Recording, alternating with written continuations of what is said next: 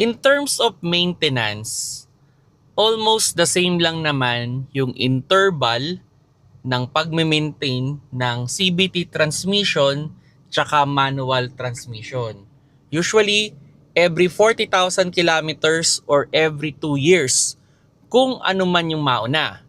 Well, mas madaling i-drive ang CVT transmission kasi ito na yung mga modern automatic ngayon compare with the manual.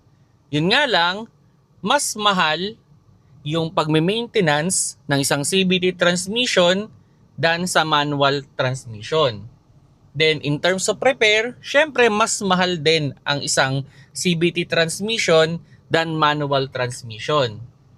Pero kung titignan natin, kung hindi rin proper yung paggamit ng manual transmission, baka mas malaki pa yung cost niyan to repair than sa automatic transmission. Hello mga paps, I'm Kuya Shane at pag-usapan naman natin daw itong CVT transmission versus manual transmission. At yun nga, in terms of maintenance and repair nung ating itong transmission na to. Well, itong CVT transmission, ito na yung ginagamit almost doon sa mga modern car ngayon, especially sa mga maliliit na kotse, yung mga 5-seater, yung mga hatchback, sedan, yan na yung halos ginagamit. And actually, sa mga 7-seater, meron na rin.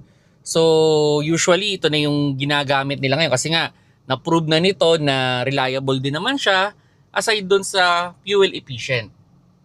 Now, itong manual transmission, ito naman yung talagang traditional na ginagamit, matagal ng panahon, na-prove na talaga nito na matibay siya, basta gamitin ng tama, for sure na walang magiging problema. Kumbaga, mechanical yan, mas mura ang labor, madaling gawin compare with the CVT transmission. Pero yun nga, pag-usapan natin, in terms of maintenance, almost the same lang naman yung interval niyan. So every 2 years, or 40,000 kilometers kung ano man yung mauna. So, walang pinagkaiba dun sa kung kailan nyo siya gagawin o ipapa-repair o ipapa-maintain. Parehong-pareho lang. Now, magkakatalo yan dun sa presyo ng cost ng pagpapa-maintenance. Like for example, dito sa CVT transmission, normally ang CVT fluid, more or less mga, sabihin natin ito, estimated lang naman to, sabihin na natin sa isang sasakyan merong 4 na litro na ikakarga dapat. So halimbawa CVT transmission, sabihin na natin 750 per liter.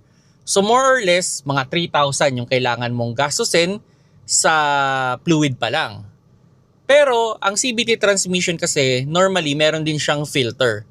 So yung filter na yon, ang cost nun sabihin na natin mga 2,000 pesos.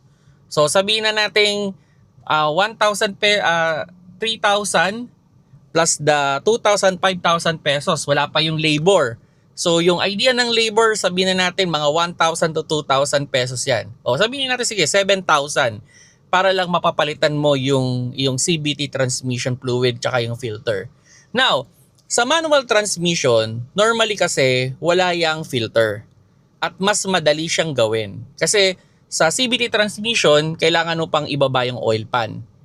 Unlike kasi sa manual transmission, drain plug lang normally.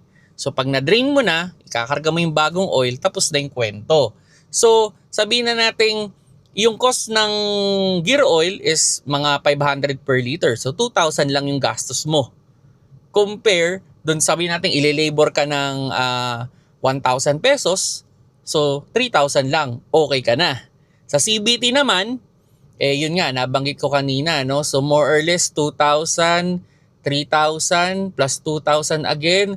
So, yun nga, nabanggit mga 7,000 pesos, 3,000 versus, 3,000 versus 7,000. So, yan yung roughly estimate lang to, Kasi depende pa rin sa kotse yan. So, 4,000 yung difference. Now, in terms of yung tinatawag natin na sino ba yung mas matibay, pareho naman silang matibay. Basta gagamitin nyo siya ng tama. Okay? Okay ka, sabihin natin sa manual transmission, kung hindi marunong ang gagawa o hindi marunong yung gagamit ng manual transmission, ang unang tatamaan dyan ay yung clutch disc. So ang labor nun is or yung total cost nun, pag ipapagawa mo yan, maglalaro ng mga 10 to 20,000 pesos. At Kung hindi marunong yung gagawa, baka nga hindi pa umabot ng 100,000 kilometers, nagpaparepair ka na yan. So, sabihin na natin, every 5 years, baka gumastos ka ng mga ganun, mga 10 to 20,000. Now, itong automatic transmission kasi, sabihin na natin, kung gagamitin mo siya ng tama, like hindi mo siya i-racing, at hindi mo naman siya masyadong ilo-loaded, in 5 years, maybe wala ka pang repair cost dyan. So, kung titignan natin, para nagtutugma lang. Lamang nga ng 3,000 pesos si CVT transmission. Pero, wala siyang halos repair. Unlike kay manual transmission, na pag hindi marunong ang gumamit, baka magumas ka ng mga 10 to 20,000 pesos. So, kung titignan natin, almost the same lang sila. Pero actually, kahit expert pa yung gumamit ng isang manual transmission, pwedeng pinakamalaki na niyan, 200,000. Pero yung iba talaga, usually pag baguhan yung driver, new driver talaga, swerte nang umabot ng 100,000 kilometers yung kanyang first clutch. Yan, okay na siyang mag-drive noon, hindi na siya considered as clutch driver. Pero usually, hindi umaabot Yung mga first time kasi kung medyo matagal na kayong driver, syempre mas templado na kayo, alam nyo na yung templado nun. So, mas magtatagal nga naman talaga. Pero sa baguhan as in bago, kasi aabot sa point yan na nangangamo yung clutch, di ba? Umakyat lang ng Baguio, pagbaba, sira na, nag-slide na yung clutch. So, yun yung problema. Unlike kasi sa automatic, walang ganun. As long na hindi mo siya pinuli loaded, hindi mo siya ni-racing, wala kang ganung issue. So, in terms of repair, there's no doubt, mahal talaga ang repair ng CVT transmission dahil sa combination of electronic tsaka mechanical. Unlike kasi ng manual transmission, almost purely mechanical lang siya. So in terms na mas madaling maintindihan kung ano yung problema, mas madali ang manual compared dun sa automatic. So sabihin natin, in terms of repair, almost double din yung labor cost. Aside pa dun sa yung kung ano man yung mga naging problema niya. So ang bottom line, parang laging double the cost ang automatic transmission. Pero pagdating sa repair, which is mas prone, para sa akin mas prone sa repair ang manual transmission, hindi yung repair ng mismong mga gear niya, else yung kanyang clutch. So mas prone yung repair nun. Unlike sa sa automatic transmission na halos minimal. Commonly, mga napabayaan lang talaga sa fluid, ni racing, sila lang talaga yung halos ginagawa ng ganon. Pero yung halos talagang puro maintenance lang ang mga automatic. Unlike dito sa manual transmission, dahil nga yung driver yung may full control, so ang effect nun, dahil siya may full control, kung nagkakamali siya lagi ng gearing, nagiging clutch driver siya most of the time, or naghahanging-hanging, so yun na. Doon na magkakaproblema ang manual transmission. So bottom line dito, ang pinaka-advantage in terms of cost and repair, in terms of parehas lang sila.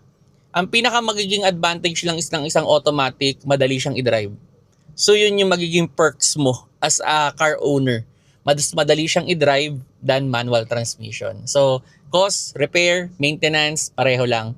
Walang pinagkaiba. So yun lang, yun yung masasabi ko dyan. Now kung gusto nyo mag-enjoy mag-drive, go for manual transmission. Kung gusto mo naman ng mas relax, daling ka sa point A to point B, CVT transmission is the best option. Kung nagustuhan nyo yung video, pakilike na lang mga paps.